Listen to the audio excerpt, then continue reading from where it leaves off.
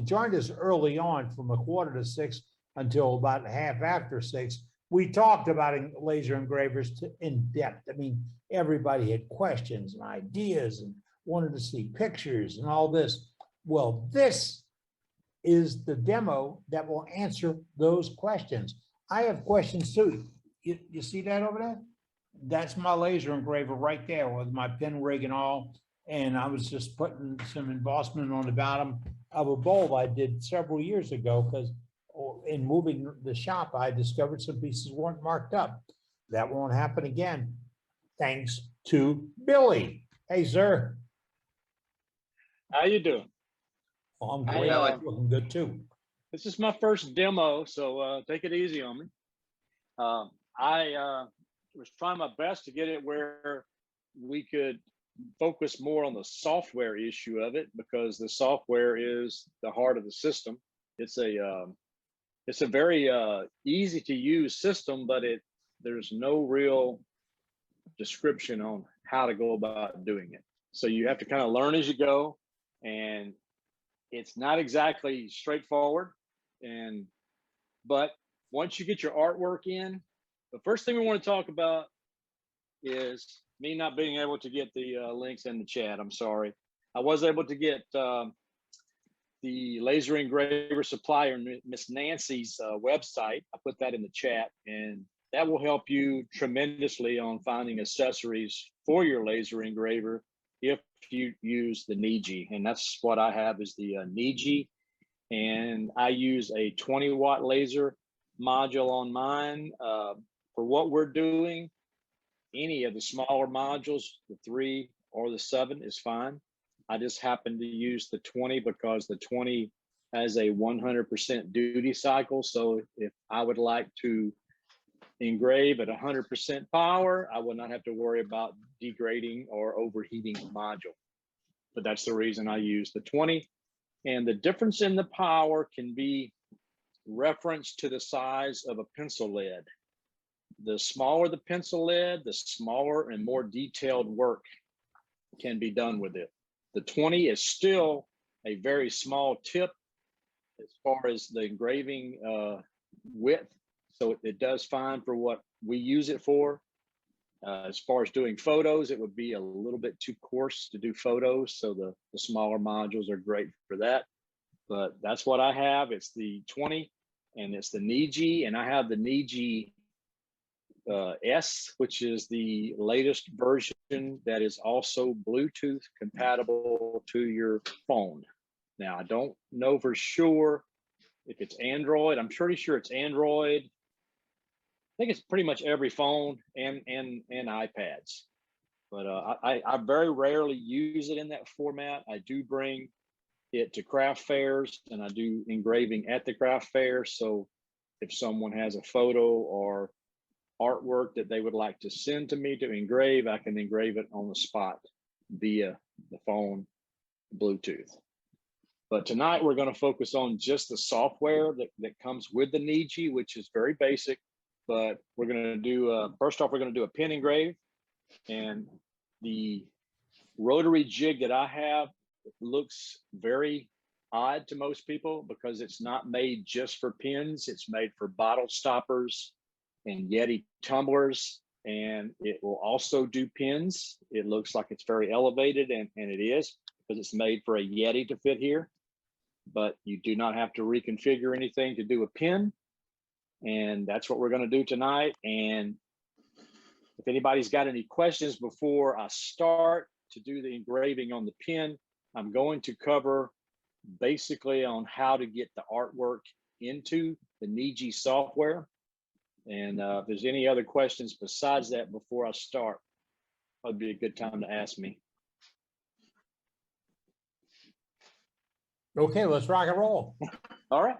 I'm going to, I have some artwork that I brought to my desktop on my Windows computer. And it's actually a JPEG file. And we're going to drag it and drop it into our NeJe software. But what I'm going to do is I'm going to get completely out of the NeJe software, just like you would be.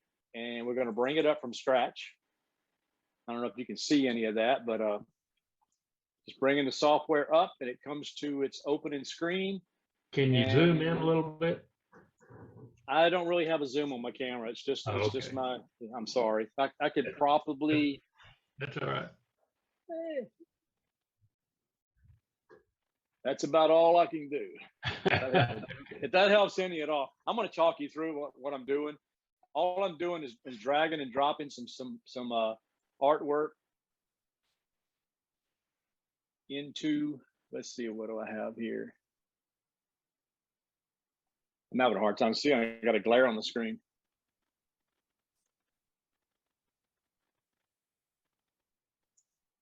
There it is. I'm going to drag it in. And if we double click on it, it will actually make it fit the screen.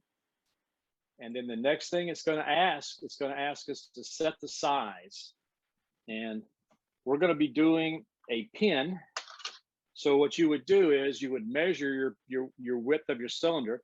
This particular one is 50 millimeters. And that's what I'm going to be working with up there. It's 55 up there. And I'm going to go with 50 millimeters wide. And what it actually does, you set one of the parameters, either the width or the height. It keeps the ratio correct so it doesn't stretch the artwork. So I know that I cannot go wider than 50, and I'd love for it to fill up that 50. So I would go in and I would type 50 millimeters in, and it's bad that it's in metric, but that's just the way it is. And it's going to show me it's going to be around 10 millimeters tall, which for this size tube is going to wrap it pretty much what you can see without rolling the tube. And it's going to have us at 49.95 by 10.73. Now, at this point in time, you're going to select that and say that's good. And then it's going to give you a sampling of what engraving you would like to do. Sometimes it'll be an outline engraving. Sometimes it'll be a shadow. If that's what you want to do, I would prefer just the conventional engraving. So you would click on that, and you also can change the brightness and darkness of the engrave with a sliding scale across the bottom. Usually what you find is if it doesn't look clear on the screen, it's not going to engrave clear. And this one happens to be perfect. So we're going to click on it, select it. And our next step would be it asks us, do we want to add any extra text to it? And we're going to say no, and we'll move on. And now it shows us our engraving that's going to happen. And we have a red framed box that we will use that will frame where the engraving is going to be. And what we will do is we will look up at our pin and see that we're tracking, and we have these arrows that will move it left, right, forward. And on the pin, usually the pin's round, so you don't have a certain spot unless you had a void or a knot on that piece of wood. But we'll track it to the left until we get it where it's centered on the actual blank that we want. And you can measure these yourself before you started. And say you had 5 millimeters to work with, you would measure 2.5 millimeters from each side, and you could put a pencil line there. Usually when it's this close, I can actually eyeball it and get it so close that you'll never be able to pull it out with your naked eye. And we have it centered now. And the next step would be to set our power and burn rate. Now, the burn time on this software is how long it stays in one position. The power rating would be how strong the laser is at that point. These two things can control each other. If I could go with a higher power setting, and I could go with a slower burn time, which means I could engrave faster. So that's another benefit of the 20-watt laser, is that I can go at a higher power setting. And what you need to do is take a piece of wood that's the same type material, maybe the same type finish, and just do a little test burn on it and find out how much power you need, because you will find if you have a glossy finish on something, it's going to take a little more power to penetrate that reflection that's coming off of it. And you could also use an erasable marker to cut that reflection down if you don't have a stronger laser. But what I found with this particular wood, which happens to be walnut with a Parfex finish on it, I found that 3 milliseconds is my good time, and I'm running at 85% power. Now, if you were running with a smaller watt laser, you might be going 100% power. But that's what I found to work on this particular wood with this particular finish. And we framed it, so we know it's going to engrave left and right correctly, and we know it's circular, so we know it's going to engrave there. And we're ready to start the engrave process. Now, the glasses are very important because you always want to look at it and make sure that the first line of the engrave is going to be good. But you're not going to be able to stop it anyway, because it's just, if it engraves the first line, it's already, if it's wrong, it's just going to be bad. But the beauty of a pen is, if it's a big pen, you might be able to turn it down a little bit and still use it. But we'll start the engraving process, and we're at 85% power. And the only thing that I did not mention, which I should have, is the setting to focus. And the focus on this particular laser is anywhere from 35 to 40 millimeters. And I have a piece of paper that I cut, and I know Mr. Johnny Hughes has got a beautiful block of wood with it all laser engraved that he uses, and I like that too. But I don't have mine. I don't know where it is. But I focus it, and also you have a piece of non-reflective black paper that comes with most lasers, and you will put that down where you can see that dot, and you want that dot to be as tiny and sharp as you can possibly get it, and that way you'll get the most power out of your laser. And if you focus that laser and you use the distance, and you set the distance each time, you'll never have to focus it again. You'll just set the distance. But that's where we're at there, and we will start the burn process as I put my glasses on, and we'll see how well it works. Those safety glasses are not a joke, not an idea or suggestion. They're mandatory, folks. Mandatory. Yes, I'm young enough that I still want to use my eyes for a little while longer.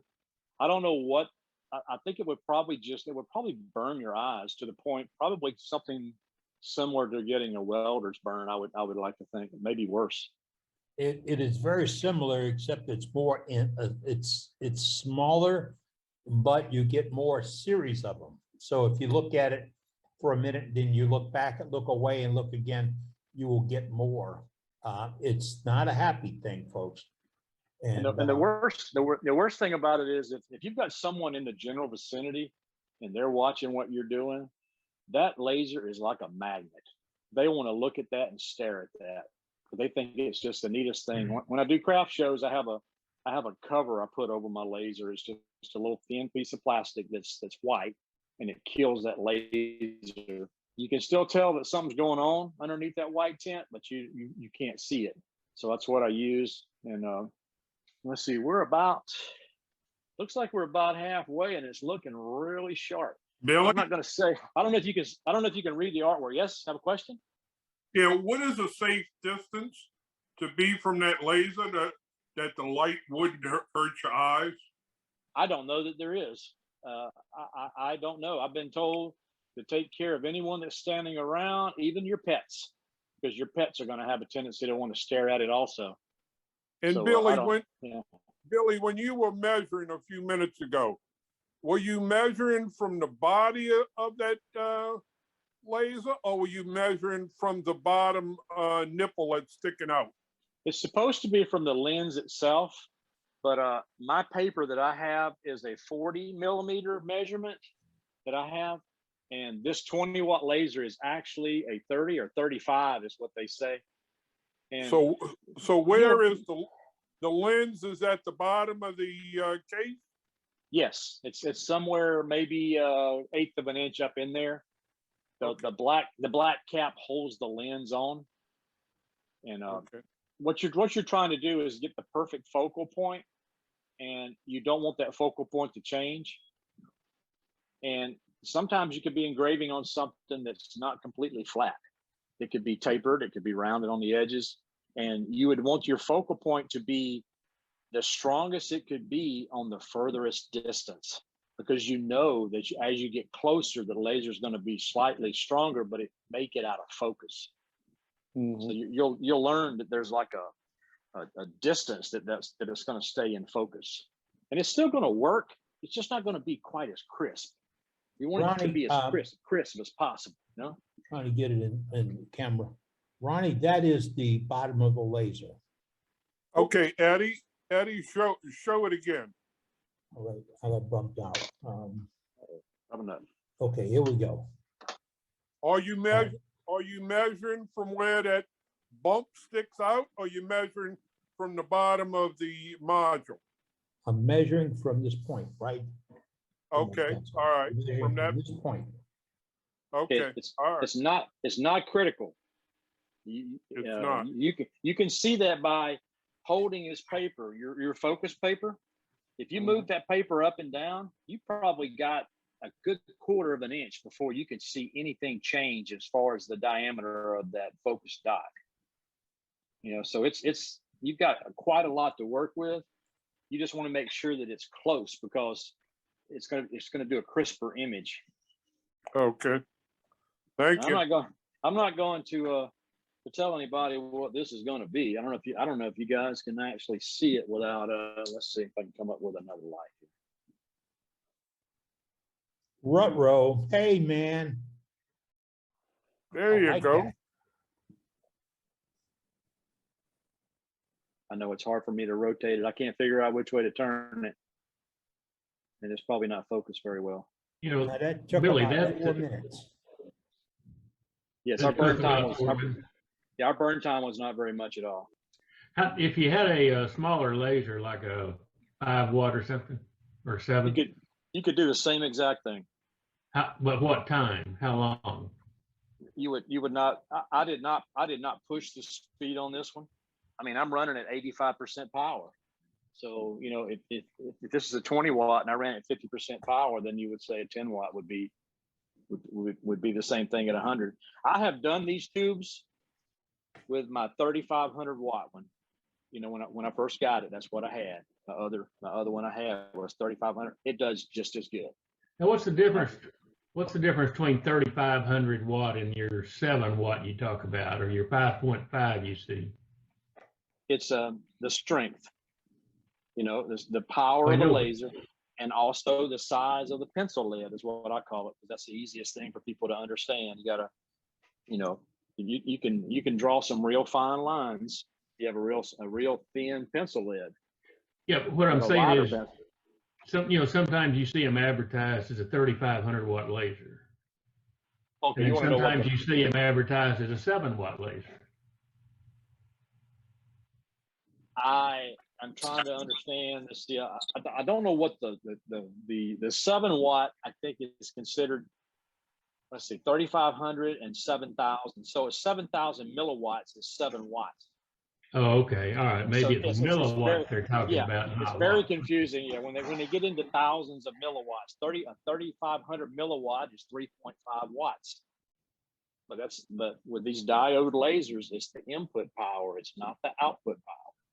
But the thing you need to understand is that no matter how they're rated, if one of them is twice the number as the other one, it's going to have twice the power as the other one. Okay.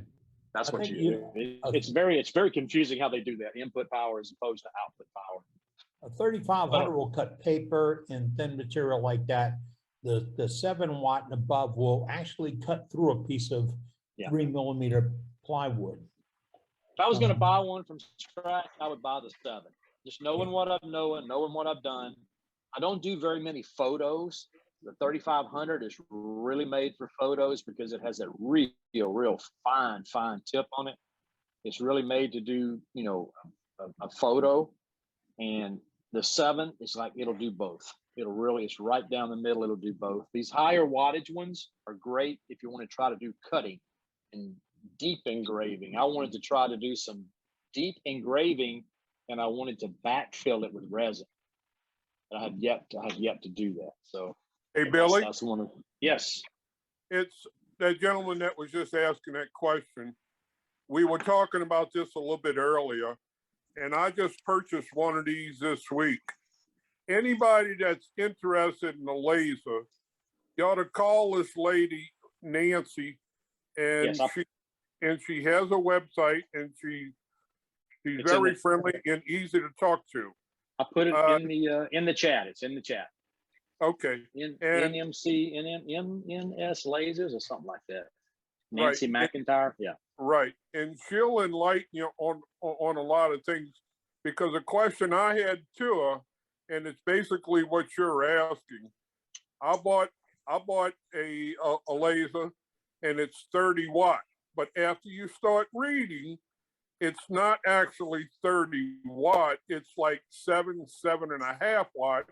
And it's what Billy was saying, the formula that they come up with that reduces that number down. So Nancy can enlighten you on a lot of this stuff. So, And I think from what I understand, they only rate diode lasers that way. I think when you get into the tube lasers, the different lasers, I think they're rated straight up the way you would understand them as output power. Yeah, one is input power and the other is output power. Okay, that was a pen. And Billy, you that have was a another pen. item we're gonna pop up there on that NeJe? Yes, I mean we're going to have a discussion on what we would like to see. I would like to. I know I'm off camera. I would like to demonstrate how we can do the bottom of a bowl, because I know a lot of people have bowls. You know, I think that would be an easy one to do. And I'm going to show you something that I have that it took me. I haven't been turning in a long time, but it took me a while to get where I would buy one of these, because I didn't think I needed one. And the one I purchased, I actually purchased it in millimeters strictly for the laser, but it works great. It's basically a way to come up with your center, and you can set it right on top of for your round structure. And what I do is I set it right on top. I don't know if you can probably not see what I'm doing, but I set it right on top, and I take a lead pencil and I extend the lead out where it's long. I stick it right through the hole, and I put a dot right in the dead center of the bowl. I don't know if you can see that. There's a little dot there. We got it? Yep. Okay. And what I do with that is I set that up for my laser, and there is a part on this machine that when we get ready to do, give me just a second and I'll clear this off the screen. And we're going to take another piece of artwork that I generated and made a J. And this is my logo. And what I did was, when I generated it, I put a small dot right in the dead center of it with the program that I made it with. And I made the dot really, really faint. So it's when we go to engrave this, it's going to engrave a dot right in the middle, but it's going to be so light you won't even see it. And when I come back and engrave the wood type or my finish, I always make sure I cover up that dot. But we're going to set the size. What software did you use to do that? I use Silhouette, but that's just because I got it. You can use any program that can do graphics. I think the term variable scalable graphic, I think is SVR, scalable variable graphic programs. I didn't go out and buy a program, but you could any program that can convert photos or put text into it. And then the most important thing to remember is when you export it as a JPEG file. Now this program will take half a dozen different formats, but it needs to be, JPEG is the most common one, and that's the one I use, and it never fails to work. Now we're gonna, I've already measured this, and it's about 60 millimeters wide. So I'm gonna go with a 50 millimeter Engrave, and that should leave me a little room around the side. It will also be a telltale how well I centered it, because you can ruin something if you don't get it centered. It'll look like crap.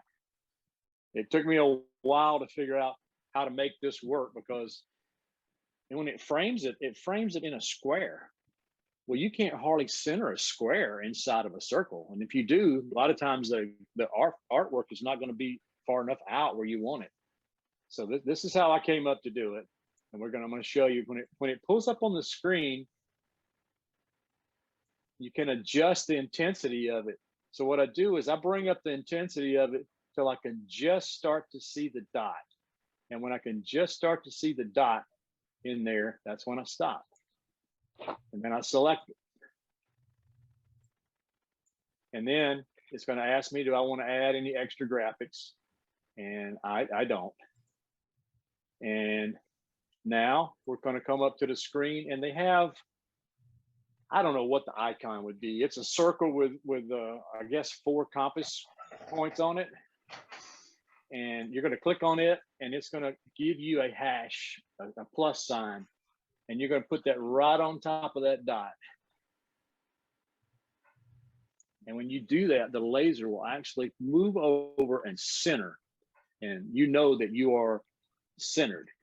Now I'm going to bring up my table. This is the first time I'm getting to use this table for this type of situation. So it might take me a minute to get it where it needs to be. But I'm going to try without making a mess.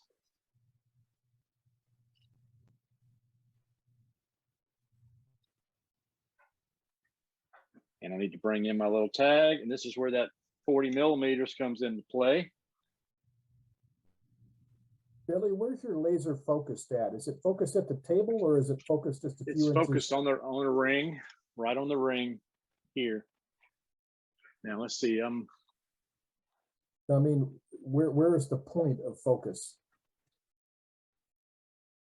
Is it like 2 inches below the? Oh, you mean the distance? The Yeah. distance, it would be. I think it's between 35 and 40 millimeters, and that's what this Okay. paper is cut for. This paper is cut for 40. I see. So that's, Okay, so that's what I try to accomplish. gotcha. Yeah. Okay, thank you. Thank you. And now once we have it centered, I get it as close as I can get it. And I know it's going to be really close to being in focus. And then I can take my arrows and bring it to where I want it. Put that dot right on top of the other dot.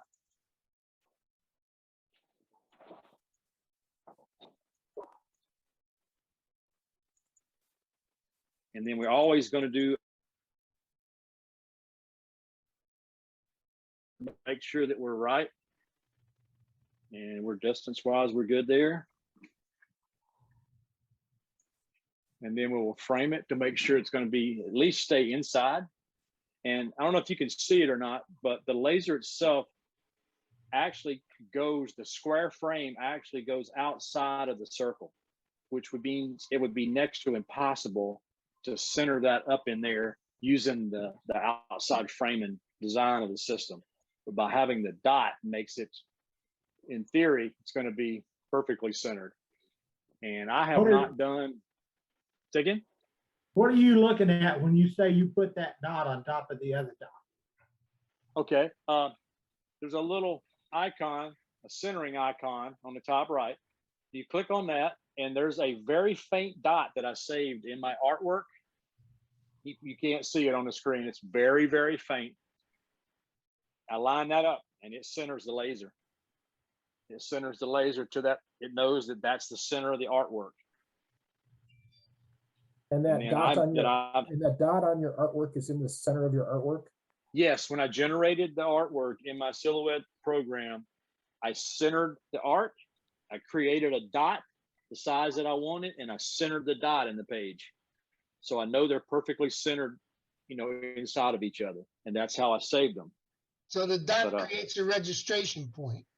Yes. Now, whether I would probably call that a digital registration point, because Right. it doesn't put the laser, it would put it where it would be centered. It would be centered on the 2 arms on the laser, but that doesn't necessarily work out. As you notice, I moved it over to where the bowl actually was. So it's electronically, it lets you know that it's going to center the artwork on the laser, and wherever you put the laser, then it's going to center it around that point. So it's a center point. So Kelly, yes. as far as focusing, you had that 40 millimeter piece of paper. Yep, I could go back and put the black piece back in there again if I wanted to. You But I went know, you went to the top part, you went to the highest part of the bottom of the bowl rather than the bottom of the recess. Well, the reason I do that is because this is a 40 millimeter paper that's for my other two modules. Uh-huh. This module actually is a 35.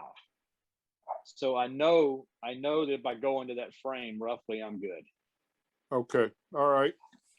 You know, and the easiest way to double check would be to use this black paper again. Okay, that way you would throw it down in the middle and you would know that you were focused. I mean, what all this does is keep you from having to do this, because when we get older, it's hard to see that little damn dot. Okay, it's really, really faint. And what you think sometimes will be focused may not be totally focused, because my eyes are just not that good anymore. But I know the smaller I get that dot and the crisper it is, that's where I want to be. That's the sweet spot, but it's not that critical. It's critical, but not, like I said, you got probably 3/8 of an inch to work with. Okay, so if you get it anywhere close, it's good, you know? I guess I'm kind of thick, but how are you aligning the laser itself to the dot that's on the center of your bowl? Okay, yeah, and I know it's hard to see. There's actually arrows on the computer screen, and it's electrically moving the laser, and I can look up there. It's got I guess you would call it it's a low power, non-burning part of the laser. The laser is at idle right now, so it's a very dim dot, so I can actually see it where it's gonna burn at. So I'm able to look at that with a naked eye. I don't need the glasses for that. In fact, if I put the glasses on, I can't even see it. It's so weak. Okay, I understand now. I can't see anything, so I couldn't see what you were. I know talking about. it's horrible to do this kind of demo because you can't see everything that's going on. You can't.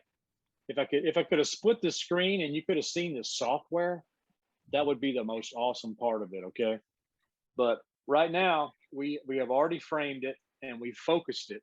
And that's the things that when you first start doing this, you really have to remember is, man, did I get everything right? Because once I hit that button, you know, and the beauty of it is, if you burn it one time and it's not dark enough, if you don't touch anything, you can do a second pass.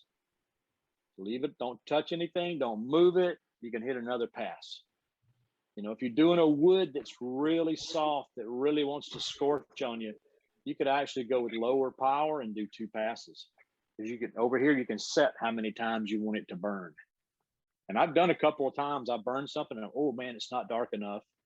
And you hit that button again and you're like sweating it. Is it going to be off just a little bit and look like double image? But no, it won't. All right, so we're ready to pop that label down, and we got it focused and our table seems to be stable. And we're going to see what happens. Now this one may take a little longer to burn, and I can't remember if it was an outline or a solid. I think it was maybe an outline. I find that sometimes doing your lettering looks better with an outline instead of doing a solid burn. A solid burn looks kind of nice, but when you get into the bigger fonts, the solid burn starts to look ugly. It's just so much burn area there. But when you do an outline, it's like, it looks a little dressier to me. Billy, what's your power and speed? We're running the same power, same speed, 85 and 3 milliseconds. I didn't do a test burn on this because I really didn't know what it was going to be on this particular wood. This is a older bowl that I've done, so it's been sitting around for a while. It's a Spanish cedar. It's probably the worst wood to possibly turn, but it was a challenge. I turned it 4 or 5 years ago, and it was a challenge. But I can show you a couple of things that I've engraved while that's burning. I can show you. I saw online a few I guess about a year ago, somebody had taken some baseball bats and they were making mugs out of them. I think there was a company that was actually making mugs. So I wanted to do one of those, and I tried to acquire some old bats, and I couldn't really find bats the quality of the wood was even worth using. So I took a piece of elm and I actually made it look like a bat. And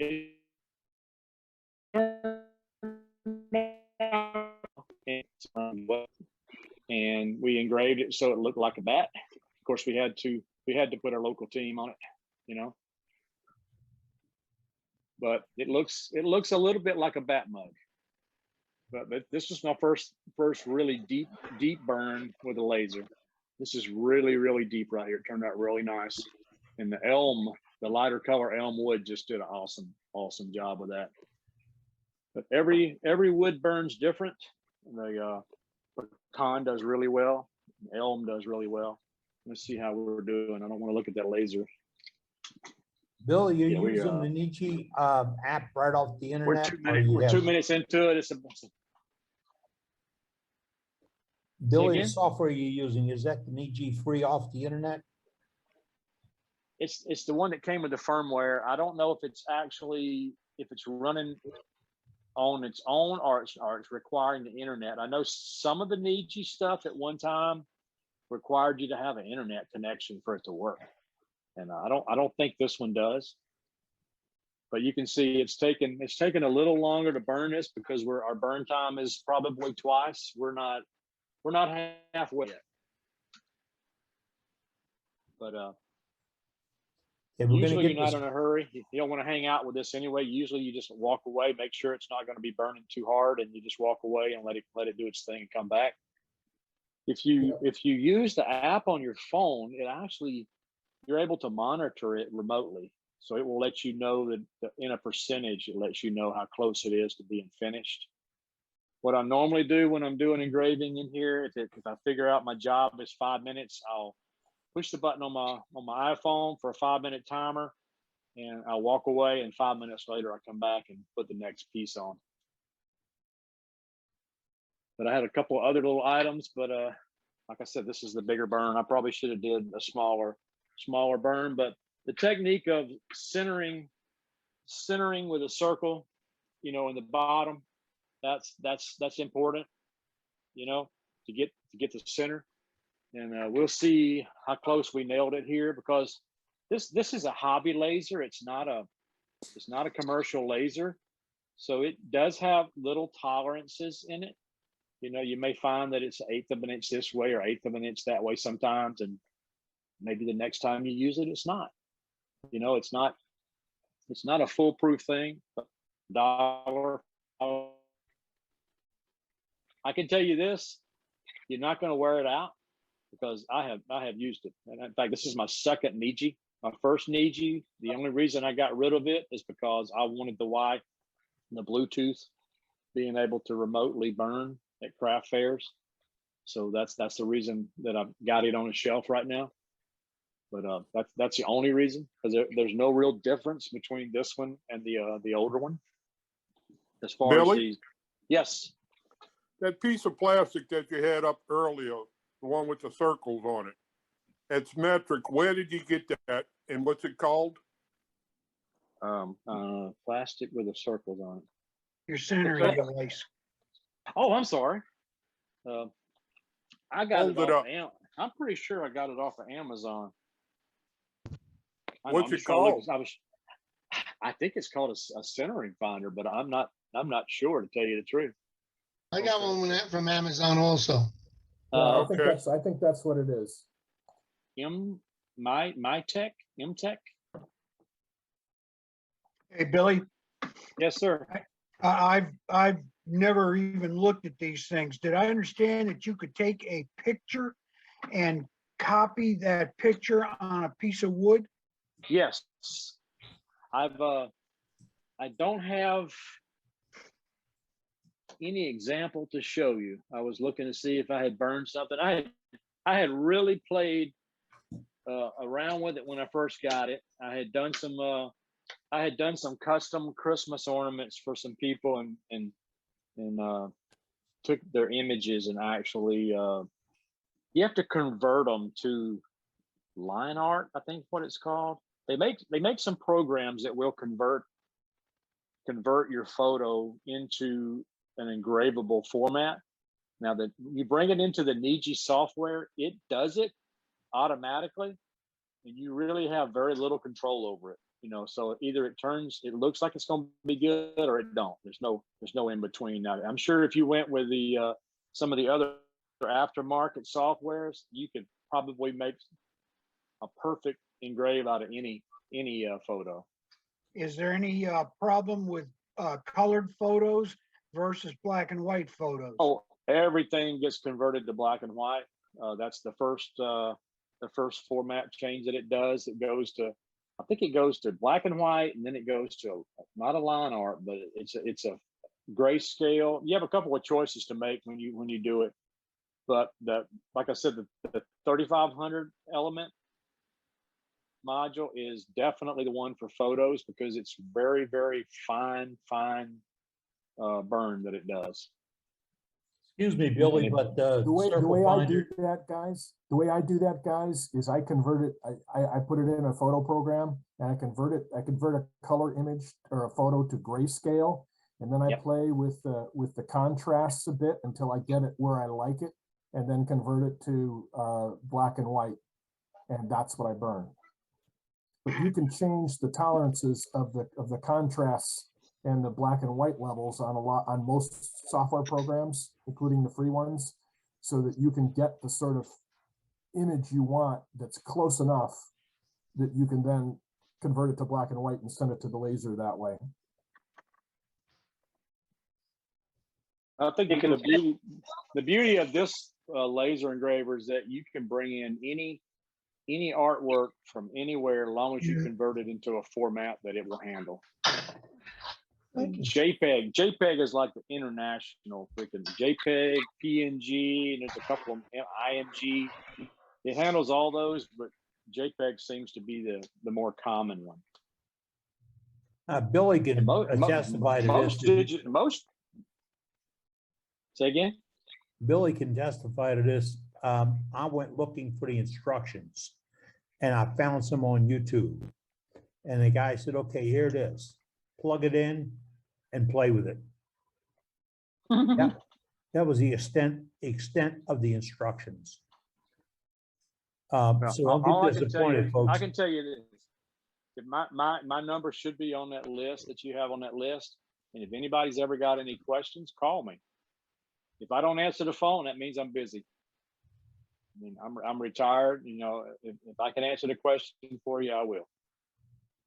Billy, will this print from an SD card, or do you have to have a PC for it? It doesn't have you got an well, that's a good question. Now, if you do it from your phone, you don't even need an SD card.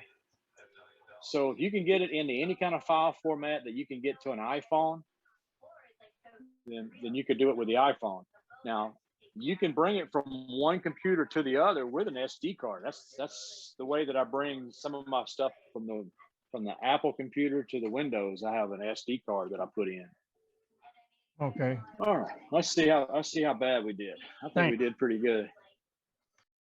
Looks to me like I'd say we're centered. Yeah, looks pretty good. Got to get rid of that damn dot. Well, I probably can take my pencil eraser and erase it right off, because what you see in there is it's probably mostly most of it comes right off. Hey, you make What? Hey, I thought on the dot. Why don't you put a piece of tape, a little piece of masking tape in the center of it, and let it burn the masking tape? It may not burn through. Yeah, you're right. But what I normally do is when I come back and put my wood type in my finish, I always make sure it goes right on top of that. So when I engrave my wood type and my finish and my signature, that's the other three things that I put on there. And I put it right on top of that. Put a little piece of masking tape in the center of the design. Put your dot on that, and then you can align to that. And then when it burns it, it won't show up. Sure could. Get rid of it. I could actually put a little piece of an aluminum tape if I was like a commercial, retired commercial air conditioner guy. I probably would have some of that aluminum tape around somewhere. That aluminum tape's awesome. It would be perfect. I never thought about it. That would be perfect for that. You were talking about converting to grayscale a while ago. GIMP is a free program.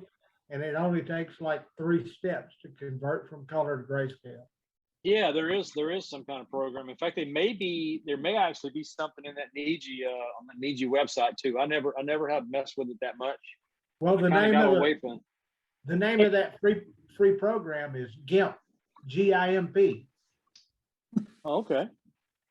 But if That's you cool. put a color picture into the NeJe, it automatically converts it to grayscale. Yeah, but you don't have much control over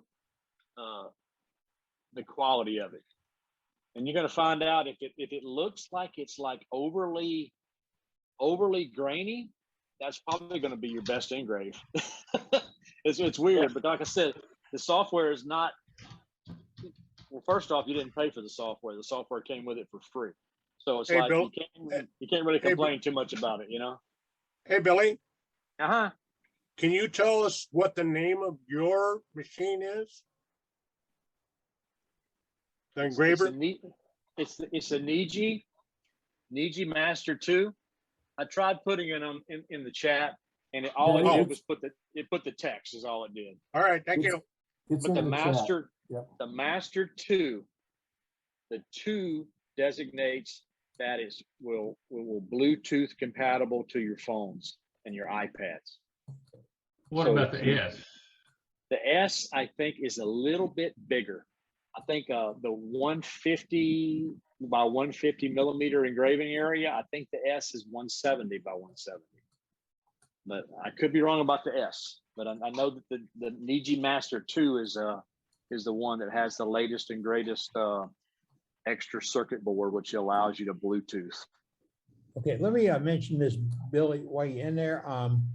If you folks want to get into this, or you do get into this, and you've got ideas or questions, Nancy hosts a Facebook page, and so does a couple of other folks on NeJe, and they can help you out. I mean, Nancy was great this week helping me out, and then I had to call Billy because I wanted to import a photograph, and they kept saying, take the file and drop it, take the file and drop it, take the file and drop it. Billy is the one that said, take the JPEG and drop it. The rest of them thought, well, everybody knows that. But they'll help you as best they can. And just like I can call Billy and ask him questions on this or email them or whatever. And the beauty is you can keep toying with it. Get some blocks of wood. The key thing is the height of your laser above the wood to get the perfect cut. Hey, Billy, Yes, sir. I think if anybody's really interested in this, I just purchased one of these this week. I talked to Nancy. Nancy said, Nancy does not stock anything. If you place an order with Nancy, Nancy turns around and orders it from the NeJe warehouse in the United States. So Okay.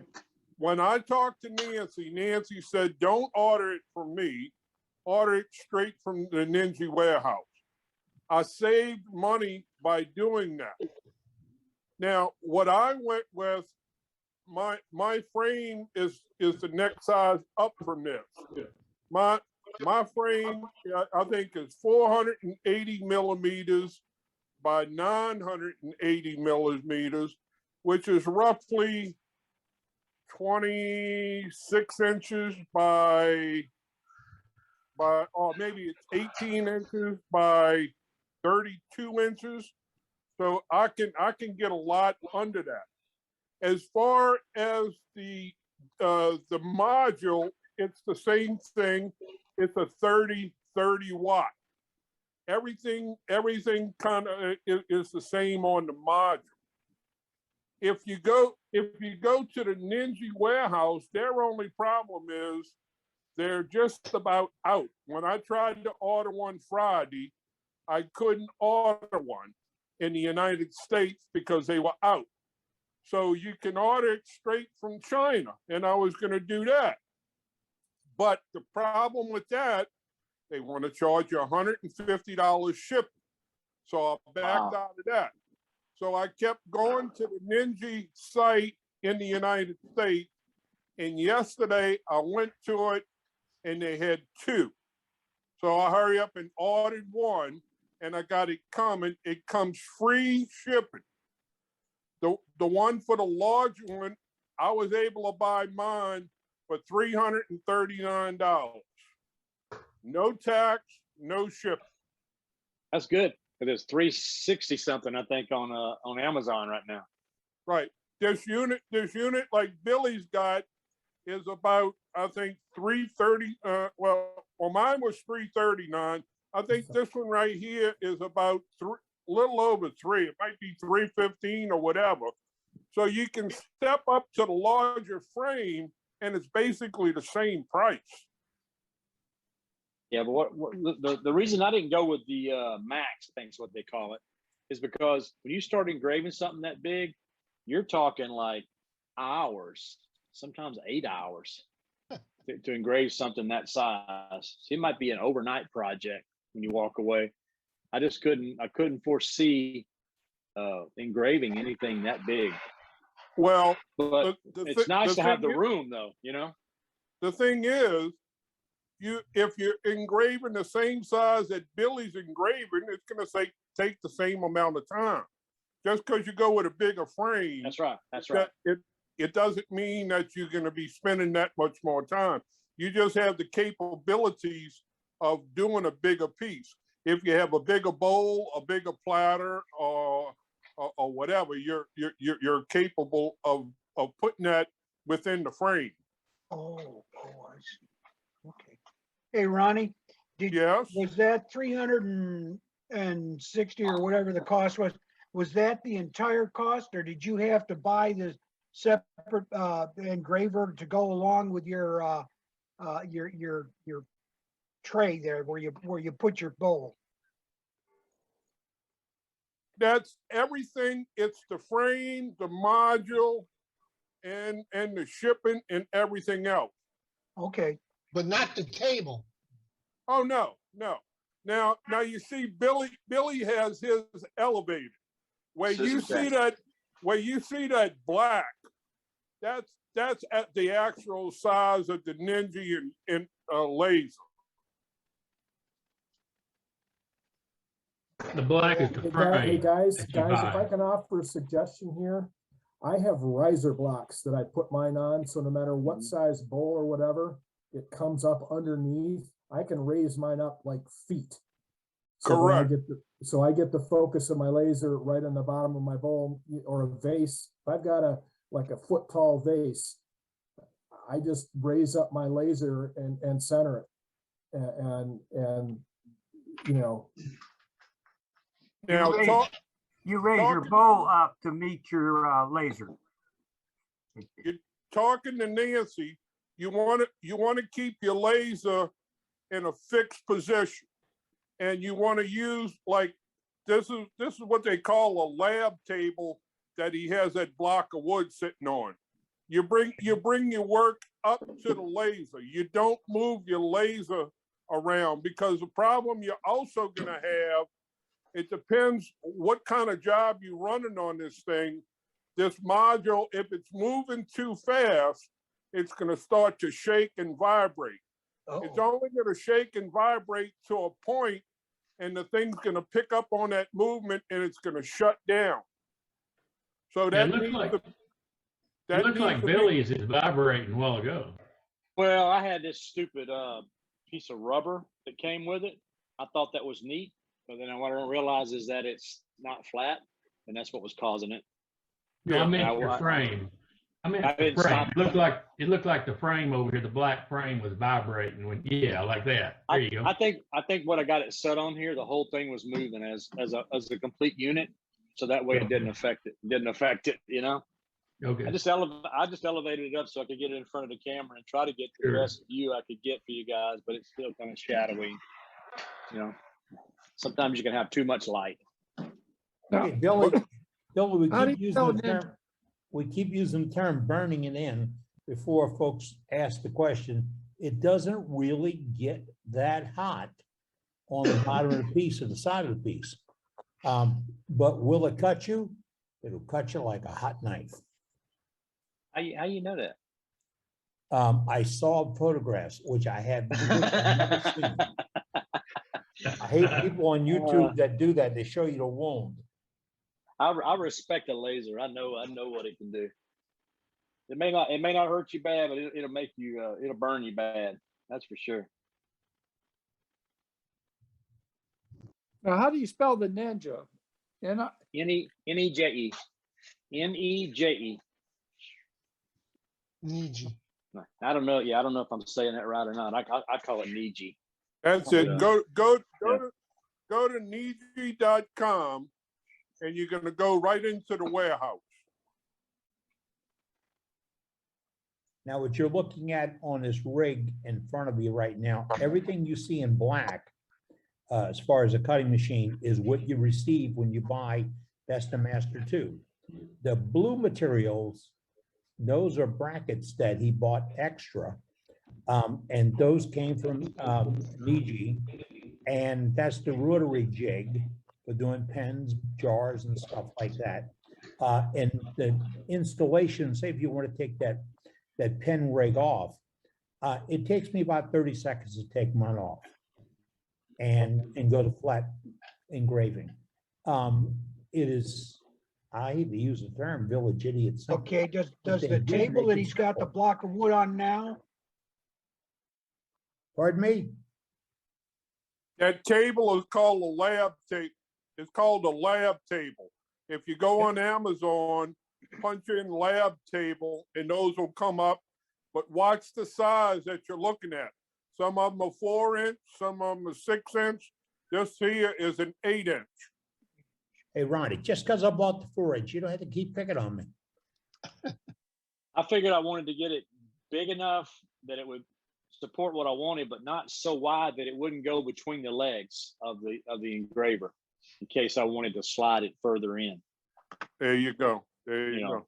That was my thought, but it was only like $26, and people complain about it being a little bitty rickety or whatever, but you know what? It serves its purpose. It works. It works really good. Okay, how much were the blue extensions there on that are on the side?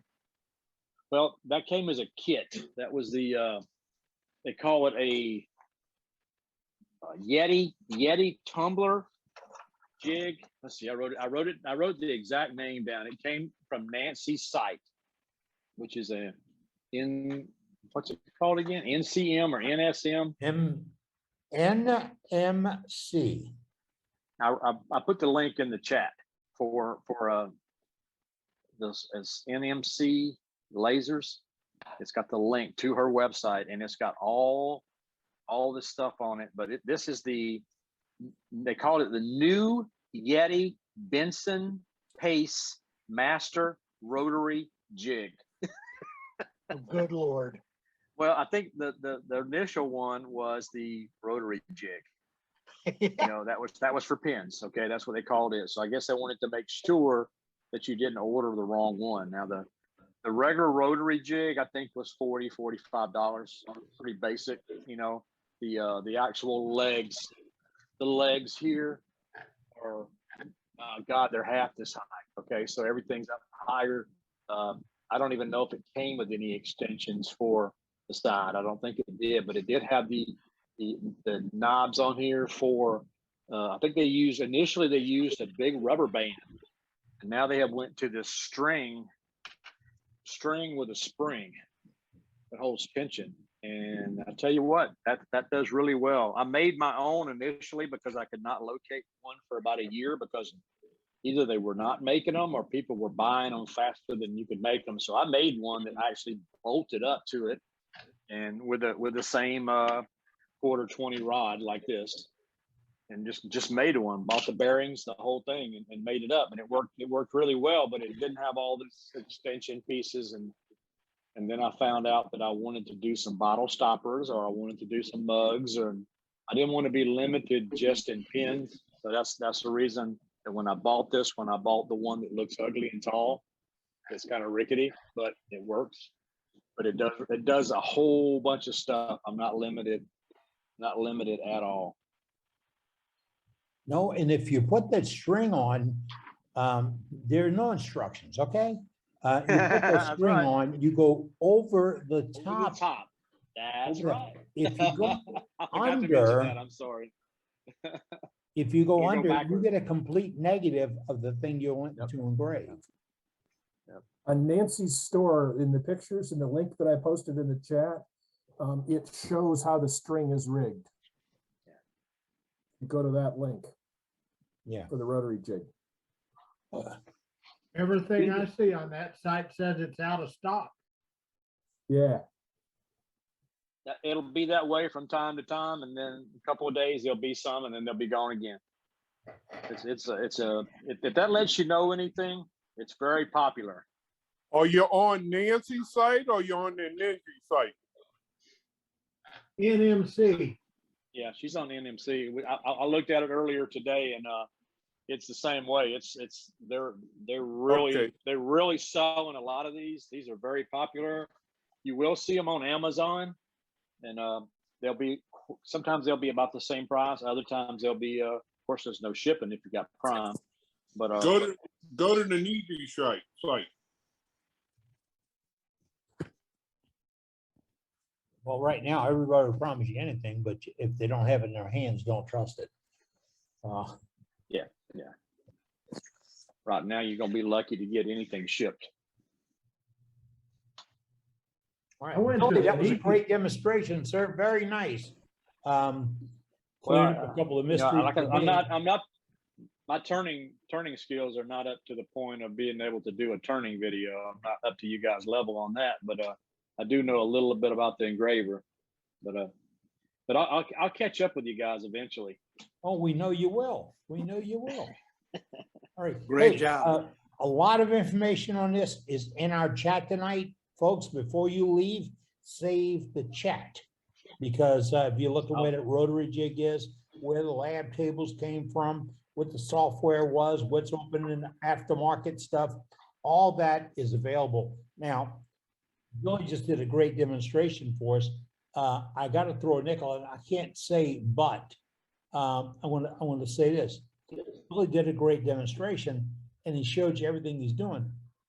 Did you realize that the software that he's using and the NeJe are compatible, are made to do it? There's versions of the software that you can use completely wireless. Doesn't have as many features as that desktop software does, or the laptop software. And all the parts like that, it's like a club. You have a problem, you can go to the NeJe sites. There's several Facebook pages. You can tell them what your problem is, and you, just like this club, you'll get input from around the world almost immediately. Billy, do you know what the color or the specifications on those green glasses are? No, I do not. I was watching a couple of YouTube videos today, and someone was saying that you could buy some higher quality glasses, and they recommend doing it, but I did not check to see where. I put them on just long enough to make sure that what I'm doing is going to be right, and I stop looking at it. I'm not fascinated by it anymore. I guess people would probably put them on and just stare at it the whole time, you know. Might not be good, you know? On Amazon. So you can get them on Amazon, the higher quality ones. What you want to do, if you go to the NeJe site, you look at the module, like a 30 watt module. In the description, it tells you there's numbers of the brightness of that light. So when you go to Amazon and you're looking for safety glasses, when you start shopping those safety glasses, it's going to tell you what it protects you as far as those numbers. Is that understandable? Yeah. The frequency of the wave is what we're talking about there. Correct. That's exactly what you're trying to match up, that the glasses will cover the frequency of the laser light. Correct. For those of us that weren't able to join the meeting at 6 o'clock, the chat that's saved on the website will have all this information? Correct. Okay, thank you. And there will be a YouTube video. Cool. Yeah, okay, I hadn't thought of that. Yeah, I'll repeat, yeah, we are the club that puts everything on our website. Thank you, Dave. And that's where you can find a repeat of it. Now, the chat gets edited. What you got, Billy? That's just the actual program that you can run from your phone. I know it's out of focus. I don't know why it doesn't focus well. No, you can see it. But that's what I'm actually burning right now. I just picked a random file that was on there already, and that's how fast you can do it. That's a random JPEG file, right? Yeah, whatever was on their little library. I mean, you would load the image the same way. You would just select the image. It's very, very coarse adjustments on it as far as moving it on the screen and centering it on your work. It's hard to do it because the adjustments on your phone don't work like the button on your computer does. So usually you find yourself, if you do that, you find yourself moving your work to center it instead of moving the laser. You know, but it works really easy and it works great. And like I said, you can just walk away with your phone, and right now it's showing 48% complete, and it's got all the same settings that's that you would see, and you would set the size of it the same way in millimeters. You know, now if I had like a big iPad, it would probably be a little easier to see, but it's nice to be able to know that you can totally run without a computer if you want to. And I just done this on a piece of walnut, so I don't know. Same settings, 85% power in 3 milliseconds, and it's 87% done. So that's the beauty of the phone. The Bluetooth is that you don't have to look at the laser. You know when it's done. It's 98%, 99. It's done. Billy, my screen's harder to read. This is my iPad, and I'm looking at this iPad. It's a little larger and easier to work with the telephone, but I have all the same controls that Billy's got on the other one. Yeah, this is a little logo of Eddie. A ram. Oh no, a goat. It's a goat. When you set these things up, do you have like a library on in your program where you can save them to and go back? You could save them as a favorite. In other words, when I brought the image in, I could click on it and save it as a favorite. But what I've been doing when I'm using my computer, I just keep the photos or the images that I'm going to use a lot. I keep them either on my desktop, or I'll keep them. What I have been using in the past, and for some reason today it decided it's not going to work, is called iCloud Drive. And supposedly when I save a file on one computer on the iCloud Drive, and I go to another computer and open up the iCloud Drive, it's supposed to be there. Yeah. And it has been there religiously up till today. So I'm like, okay, it just makes everything hard, but that's the way things happen. When I click on my desktop here, it should be the same files that's on my desktop on my Apple.